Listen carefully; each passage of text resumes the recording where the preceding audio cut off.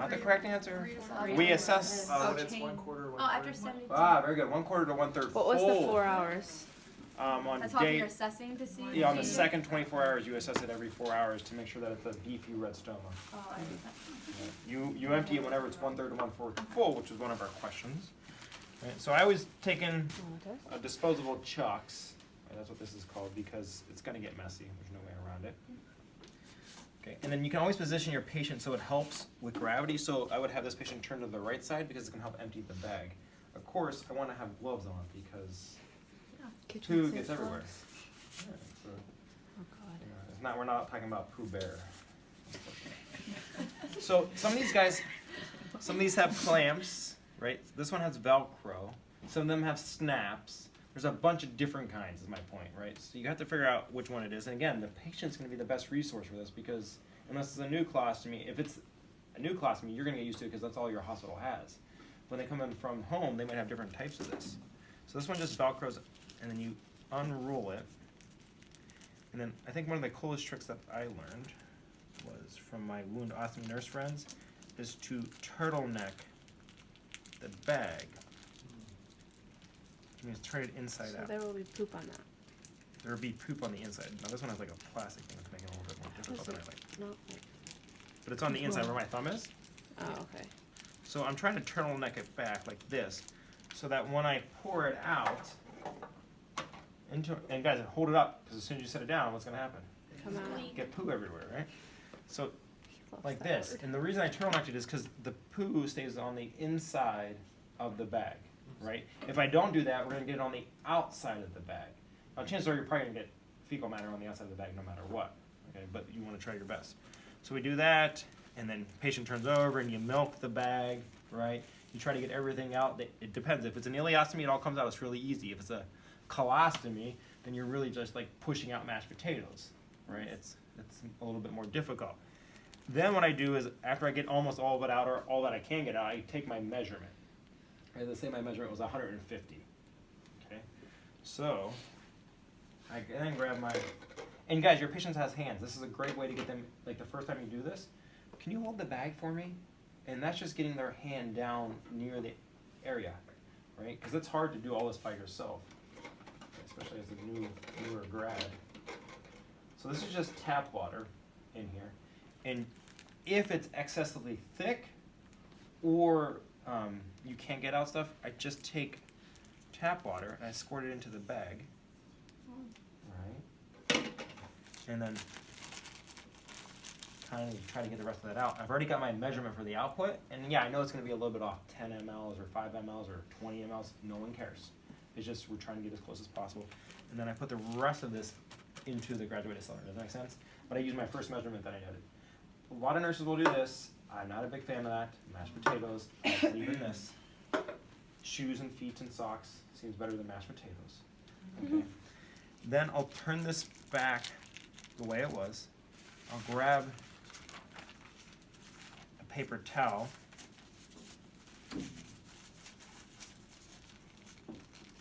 And I clean the inside lip. Because as I go to fold this one back, it's going to push out fecal matter, right? So I clean that inside lip as well as I can. Once I'm done with that, I already know my measurement. It's fine, right? And this one literally just rolls back up. And some of them guys, they'll roll once, they'll snap in place, they'll roll again, they'll snap again, right? And then they roll a third time. And this one just has Velcro to hold it in place. And that's the skill that you have to do at the end of the semester, not changing the apparatus. Does that make sense? So that's emptying and cleaning the stoma bag. You guys good with that? Any questions? Yes. What do you do with that afterwards? That? You just like flush it down the toilet? I usually take it home. You stroll. You flush it down the toilet. And remember, the toilet has that little shower head on it that sprays Okay. to empty it out. But yeah, just take it into the toilet. When you put it in there. And don't, guys, it seems silly and I'm joshing with Tony a little bit, which I said to you guys means I like you. But students and nurses will sometimes just have like complete brain farts with common sense. You brush your teeth in the bathroom sink.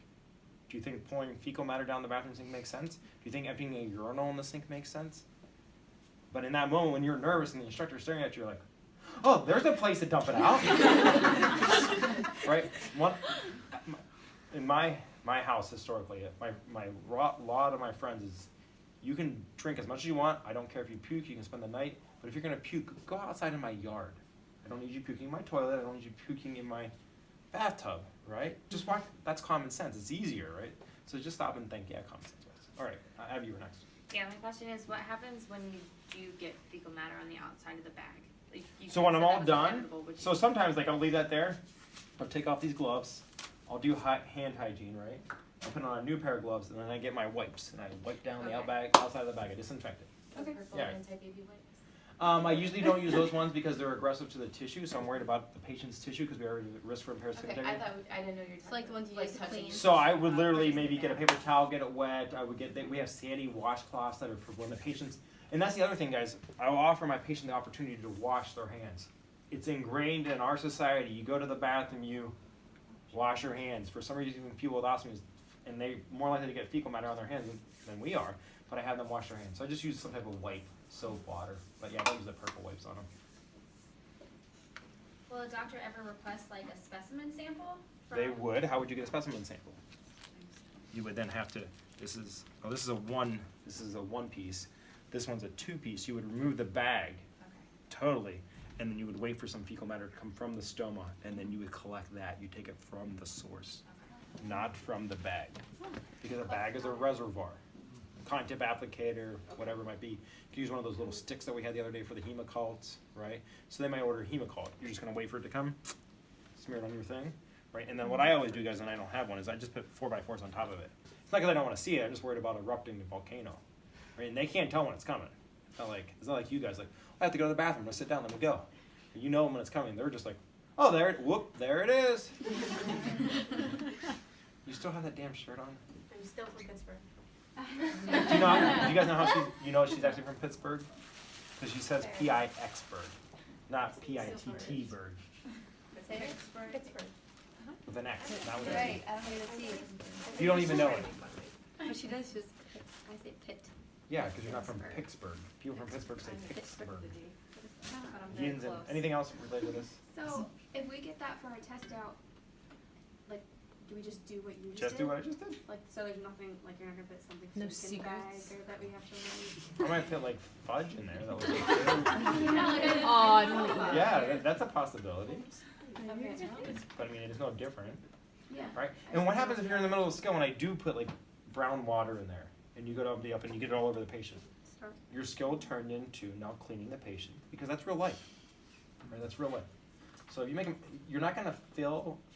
You're not gonna fail your skill because you make a mistake. You just have to say, Tim, I made a mistake, and then think through how do I resolve this mistake I've made, right? It's not that you're perfect. It's just that you can adapt to the situation that I want to see. Okay, what about if you're filling that with like semi-solid, like it's not like fully liquid, it's not going to take the shape of the container that well, or does that not happen? You're never gonna have Lincoln logs coming out of a colostomy. So it'll always be like, The most form you'll have is mashed potatoes. And it'll be more runny mashed potatoes than actually formed mashed potatoes. Good analogies. No, it's just like discussing the different consistencies of mashed No, we're never potatoes. gonna eat potatoes. Well, Nora and I were at lunch just now. We were talking about nursing stuff, and we had 4 colleagues who were not nurses, and they're like, "Oh my God, you guys are talking about this like at lunch again?" Because I don't know what we were talking about, but it was something that they were like, couldn't eat when we were talking about it. So. All right, anything else? All right, we're done with bow. We will move on.